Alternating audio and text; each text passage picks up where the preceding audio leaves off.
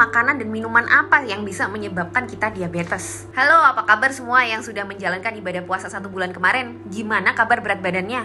Kebiasaan dalam bulan puasa kemarin itu sebetulnya bagus loh kalau kita lanjutkan, karena bulan puasa kemarin itu sebetulnya adalah salah satu contoh intermittent fasting. Di situ kita bisa mengatur kalori yang masuk ke dalam tubuh kita.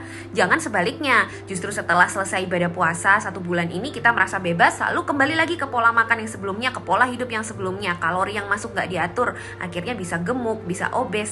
Jangan lupa ada penyakit yang namanya diabetes tuh kalau kalian tetap seperti itu pola hidupnya. Pertanyaan berikutnya yang pasti ditanyakan adalah makanan dan minuman apa yang bisa menyebabkan kita diabetes. Jawabannya, tidak ada makanan atau minuman itu yang jahat ya teman-teman. Yang penting nutrisi yang ada di dalam makanan atau minuman yang kita konsumsi sehari-hari itu harus lengkap, seimbang, dan jumlahnya sesuai dengan anjuran harian. Kalau di Indonesia, kita punya rekomendasi maksimal 4 sendok makan gula per hari, 1 sendok teh garam per hari, dan 5 sendok makan lemak atau minyak per harinya. Nah, karena diabetes itu adalah penyakit yang hampir tidak ada gejalanya, terutama di fase-fase awal, makanya kita penting banget untuk melakukan screening kesehatan. Dan sekarang jauh lebih mudah karena kalian bisa melakukan screening kesehatan ini melalui aplikasi mobile JKN.